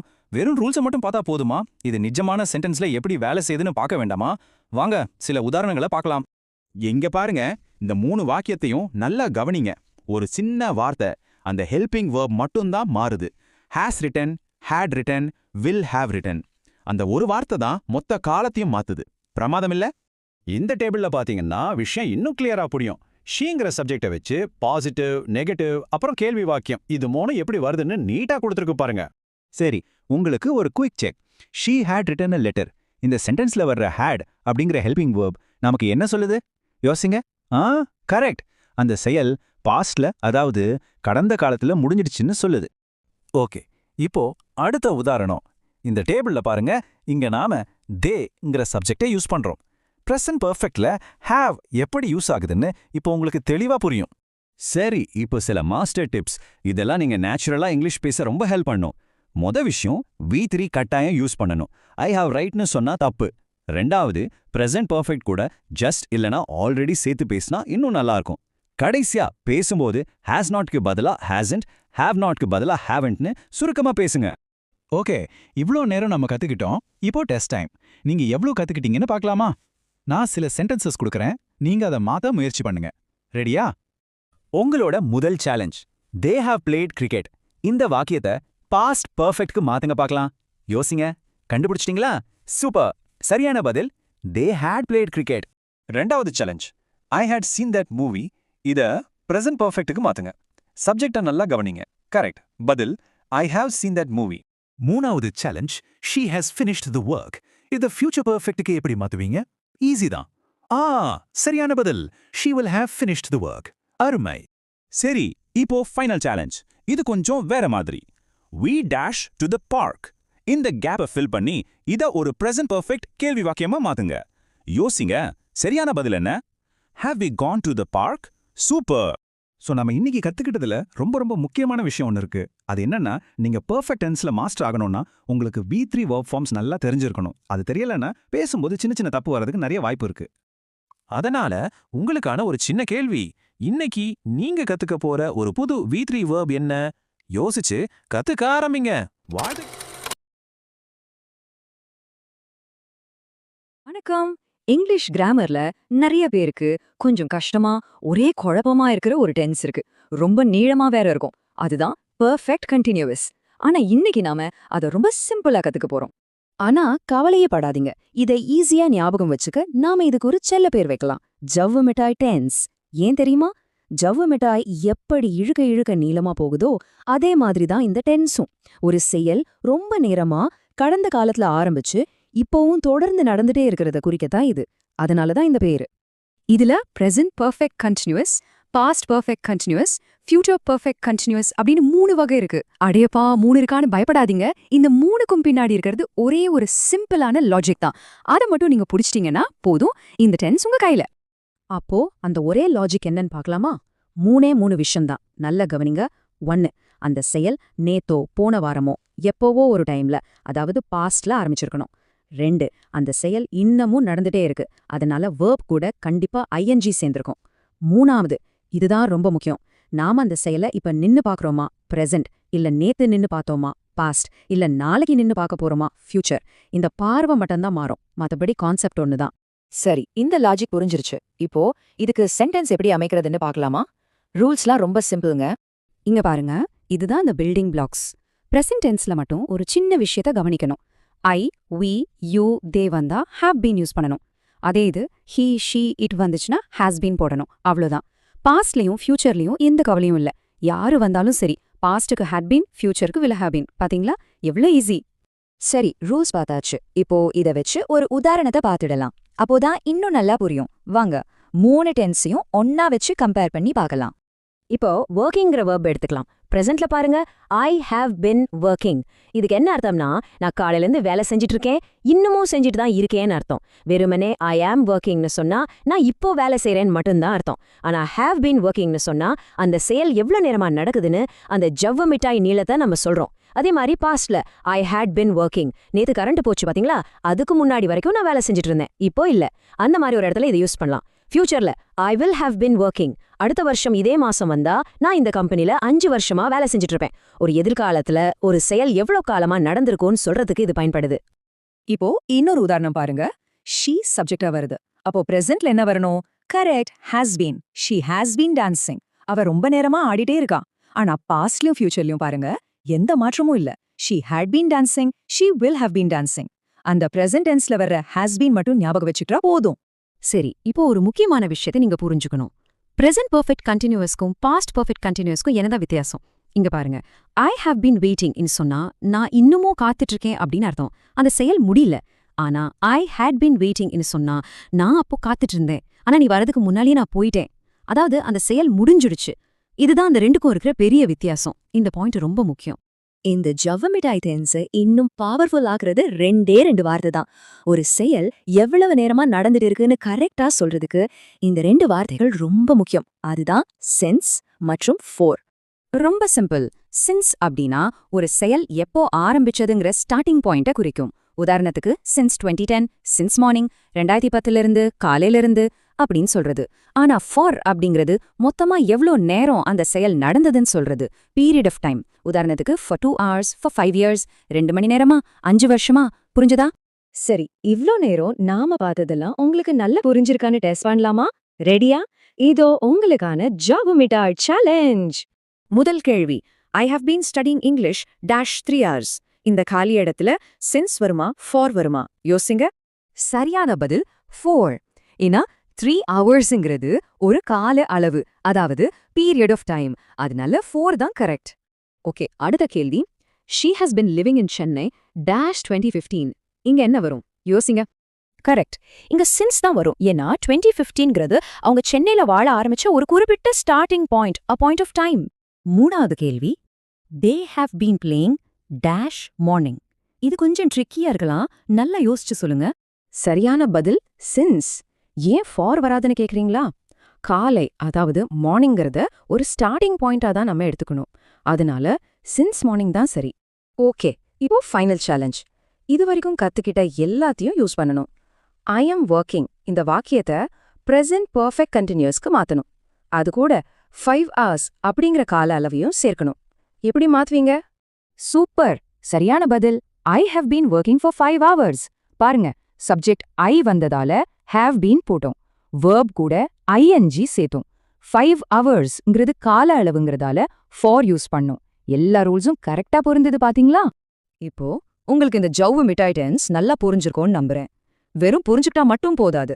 இன்னைக்கு நீங்க பேசும்போது இல்ல மெசேஜ் பண்ணும்போது எங்கேயாவது இந்த டென்ஸை யூஸ் பண்ண முடியுமான்னு பாருங்க. முயற்சி பண்ணி பாருங்க. ஏன்னா யூஸ் பண்ணதான் எதுவுமே நம்ம மனசுல நிக்கும்.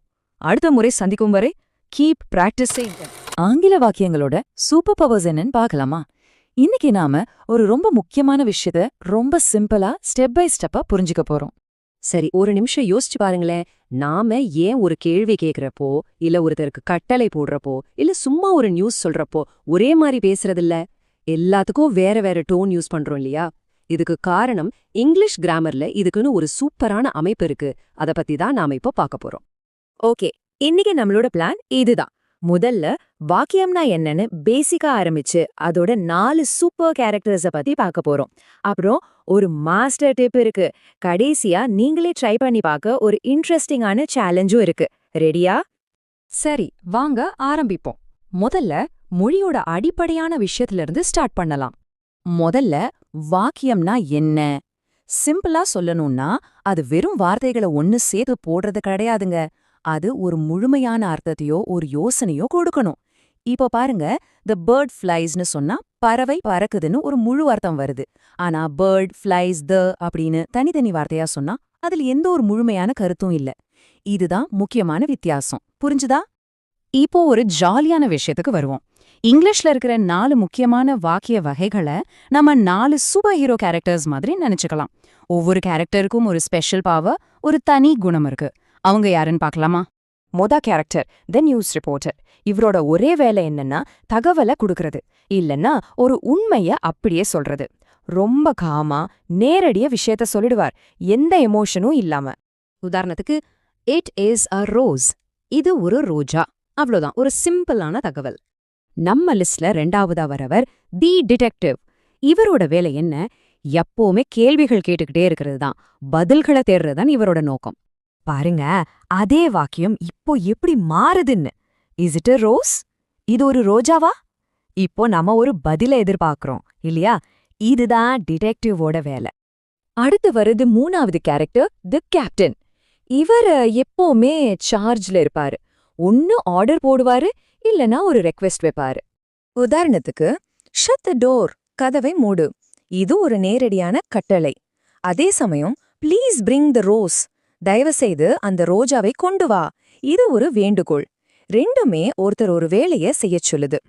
கடைசியா 4வது கேரக்டர், தி டிராமா கிங் அல்லது டிராமா குவீன். இவங்களோட வேலை தன்னோட வலுவான உணர்ச்சிகளை, அதாவது ஆச்சரியம், அதிர்ச்சி, சந்தோஷம், இதெல்லாத்தையும் வெளிப்படுத்துறது தான். இந்த உதாரணத்தை பாருங்க. Wow, what a beautiful rose. அடடா, என்ன ஒரு அழகான ரோஜா. இதுல இருக்கிற ஆச்சரியத்தையும் சந்தோஷத்தையும் கவனிச்சிங்களா? இதுதான் இவங்களோட ஸ்டைல். ஓகே, இப்போ இந்த 4 கேரக்டர்ஸையும் நாம சந்திச்சாச்சு. ஆனா இவங்களை எல்லாம் ஒன்னா இணைக்கிற அந்த ஒரு சீக்ரெட் இன்கிரீடியன்ட் என்ன தெரியுமா? வாங்க பார்க்கலாம். இதுதான் ரொம்ப ரொம்ப முக்கியமான விஷயம். வாக்கியத்தோட உணர்ச்சிகளை நாம சரியா வெளிப்படுத்தணும். அந்த உணர்ச்சிகள் இல்லாம ஒரு வாக்கியம் முழுமையே அடையாது. அது வெறும் வார்த்தை கூட்டமா தான் இருக்கும். இதை எப்படி கற்பனை பண்ணி பாருங்க. உணர்ச்சியே இல்லாத ஒரு வாக்கியம், இன்ஜின் இல்லாத ஒரு கார் மாதிரி. பார்க்கறதுக்கு எல்லாம் சரியா இருக்கும், ஆனா அதால 1 இன்ச் கூட நகர முடியாது. அது மாதிரி தான் உணர்வு தான் ஒரு வாக்கியத்துக்கு உயிர் கொடுக்குது. சரி, இவ்ளோ நேரம் தியரி பார்த்தாச்சு. இப்போ நம்ம கத்துக்கிட்டத பிராக்டிகலா அப்ளை பண்ணி பார்க்க வேண்டிய நேரம். ஒரு சின்ன செய்தித்தாள் சவாலுக்கு நீங்க ரெடியா? உங்க டாஸ்க் ரொம்ப சிம்பிள். ஒரு இங்கிலீஷ் நியூஸ் பேப்பர்லேருந்து ஒரு சின்ன பேராகிராஃப் எடுத்துக்கோங்க. அதுல வாக்கியத்தோட தலைவர் யாரு, உதவியாளர் யாருன்னு கண்டுபிடிக்கணும். கூடவே ஆர்டிகிள்ஸ், அட்ஜெக்டிவ்ஸ் இது எல்லாம் ஸ்பாட் பண்ணணும். இது ஒரு கிராமர் டிடெக்டிவ் வேலை மாதிரி. வாங்க ஒரு உதாரணத்தோட இதை எப்படி செய்யறதுன்னு நான் காட்டுறேன். ஓகே, இப்போ ஸ்கிரீன்ல பாருங்க. நம்ம தலைவர், அதாவது நவுன். யாரு? நவுன்னா ஒரு ஆள், இடம் இல்லைனா பொருளோட பேரு. இங்க ராம், சென்னை, புத்தகம் இதெல்லாமே நவுன் தான். அடுத்து உதவியாளர், அதாவது ப்ரௌன் நவுன். தலைவர் இல்லாதப்போ அவரோட இடத்துல வர்றவர். இப்போ ராம் பத்தி பேசிட்டு இருக்கும்போது திரும்ப திரும்ப ராம்னு சொல்லாம அவன்னு சொல்றோம்ல, அதுதான் ப்ரோனவுன். அதாவது ஹீ, ஷீ, இட், தே. இப்போ ஒரு உதாரண வாக்கியத்தை பார்ப்போம். The young boy threw his new ball. இதுல முதல்ல தலைவரை கண்டுபிடிப்போம். யார் ஹீரோ? பாய் ஒரு ஹீரோ, பால் இன்னொரு ஹீரோ. சோ இது ரெண்டும் நவுன்ஸ். அடுத்து உதவியாளர் ப்ரோனவுன் இருக்காரா? இருக்கு. ஹிஸ்ங்கிற வார்த்தை அந்த பாயை குறிக்குது, அதனால ஹிஸ் தான் ப்ரோனவுன். வித்தியாசம் புரியுதில்ல? ஆர்டிகிள்ஸுங்கிறது ஏ அண்ட் த. இங்க த இருக்கு. கடைசியா அட்ஜெக்டிவ். இது ஒரு வர்ணனை சொல். இங்க யங்னோது அந்த பையனையும் நியூனோது அந்த பந்தையும் வர்ணிக்குது. இப்படிதான் நாம ஒரு வாக்கியத்தை அனலைஸ் பண்ணணும். சூப்பர்! இதுவரைக்கும் நாம நிறைய கத்துக்கிட்டோம். இப்போ அதையெல்லாம் ஒன்னா சேர்த்து ஒரு சின்ன ரீகேப் பார்த்துட்டு உங்களுக்கான பிராக்டிஸ் டைம்க்கு போகலாம். இந்த டேபிள் ஒரு பெர்ஃபெக்ட் சம்மரி. பாருங்க, ஒவ்வொரு வாக்கிய வகை, அதோட நோக்கம் என்ன, அதுக்கு கடைசில என்ன பங்க்சுவேஷன் மார்க் யூஸ் பண்ணணும்னு தெளிவா இருக்கு. தேவைப்பட்டா இதை ஒரு ஸ்கிரீன்ஷாட் எடுத்து வச்சுக்கோங்க, ரொம்ப யூஸ்ஃபுல்லா இருக்கும். சரி, இப்போ உங்களோட டர்ன். நீங்க ஒரு ரைட்டரா மாற போறீங்க. நான் ஒரு சிம்பிள் சென்டென்ஸ் கொடுக்க போறேன், அதை நீங்க மாத்தி எழுதணும். இந்த வாக்கியத்தை எடுத்துக்குவோம். It is a rainy day. அதாவது இன்று மழை பெய்கிறது. இது ஒரு நியூஸ் ரிப்போர்ட்டர் சொல்ற மாதிரி இருக்கு இல்லையா? இப்போ இதே விஷயத்த ஒரு டிடெக்டிவா எப்படி கேட்பீங்க? ஒரு கேப்டனா எப்படி ஆர்டர் போடுவீங்க? ஒரு டிராமா குவீனா எப்படி ஆச்சரியப்படுவீங்க? யோசிச்சு உங்க வெர்ஷனை உருவாக்குங்க. அப்போ இந்த 4 கேரக்டர்ஸையும் தெரிஞ்சுக்கிட்டதுக்கு அப்புறம் ஒரு நிமிஷம் யோசிச்சு பாருங்க. நீங்க பொதுவா பேசும்போது இந்த 4ல எந்த கேரக்டரை அதிகமா பயன்படுத்துறீங்க? நீங்க ஒரு நியூஸ் ரிப்போர்ட்டரா, டிடெக்டிவா, கேப்டனா இல்ல டிராமா கிங்கா? ரொம்ப இன்ட்ரெஸ்டிங்கான கேள்வி இல்லையா? இத பத்தி யோசிங்க. இன்னைக்கு இந்த விளக்கத்துல கலந்துக்கிட்டதுக்கு ரொம்ப நன்றி. அடுத்த பகுதியில சந்திக்கலாம்.